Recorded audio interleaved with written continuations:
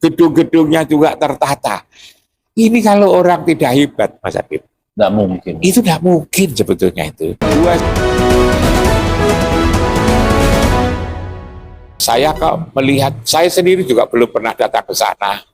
Tapi memang sejak dulu saya mengikuti perkembangan Al Zaitun itu, walaupun lewat ya saya bertanya-tanya kepada orang yang tahu tentang Al Zaitun, bahkan juga mahasiswa saya dulu pernah studi banding di lembaga pendidikan itu, dan ketika pulang lalu saya tanya, hasilnya kan juga bagus gitu kan, tentang pengelolaan lingkungan, lalu kemudian juga proses belajar mengajar mahasiswanya itu kok bagus, lalu kemudian managerial dan leadershipnya itu bagus gitu loh.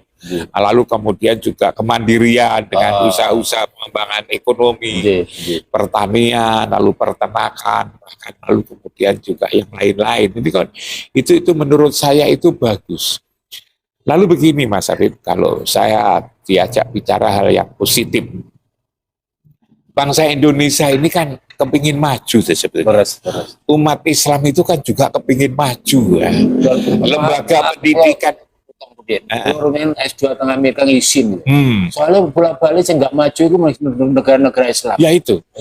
Mereka itu ingin maju, lembaga pendidikannya ingin maju, ekonominya maju, sains teknologi maju, agamanya itu juga fungsional gitu, artinya bisa memperbaiki KTP lah. Bisa memperbaiki akhlak. Ingin seperti itu.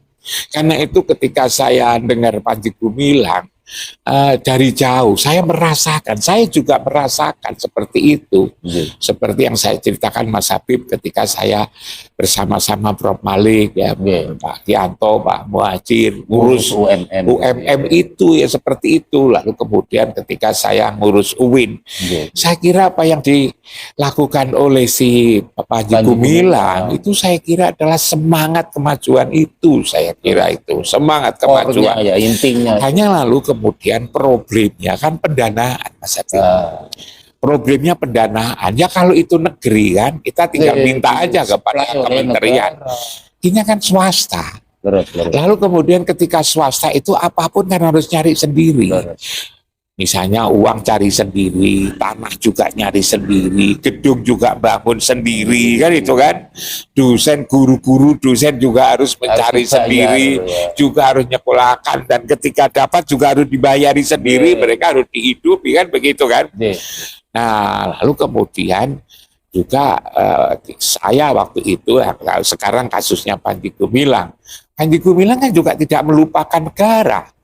Buktinya juga dia minta diakui kan dengan apa, didaftarkan oleh pemerintah, lalu kemudian resmi, bukan ilegal. Lalu kemudian juga terbuka untuk dievaluasi oleh negara, baik oleh Departemen Agama maupun juga oleh Mendiknas misalnya. Kan ini kan terbuka, ada namanya macam-macam. Itu untuk negara dan itu untuk bangsa. Coba kita bayangkan betapa beratnya ya seorang Panji Gumilang itu untuk mengusahakan, dan itu lalu kemudian berhasil bisa punya tanah 1.000 hektar lebih gitu kan. Itu kan bukan gampang mencari ini. Lalu kemudian tentang caranya bagaimana? Ya caranya ya tanya kepada hatinya, tanya kepada otaknya. Kita juga harus mencari cara, sebab dia juga nunggu juga tidak mungkin. Panji Gumilang menunggu gitu juga siapa yang akan memberi. Dia juga pergi kemana-mana, komunikasi dengan pemerintah, dan alhamdulillah kemudian juga direspon. Mungkin juga dengan orang-orang kaya kan itu kan.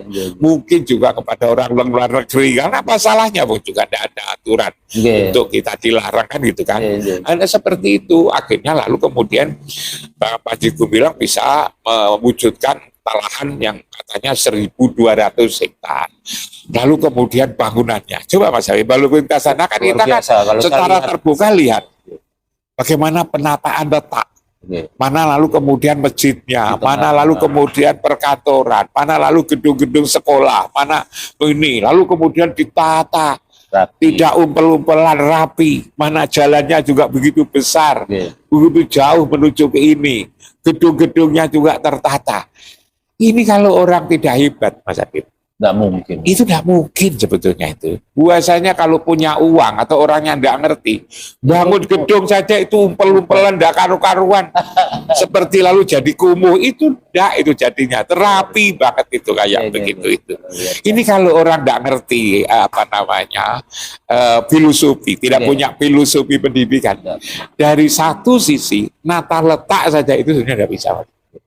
Lalu kemudian kelihatan kalau disorot itu kan lalu jadi indah banget itu kan, indah banget.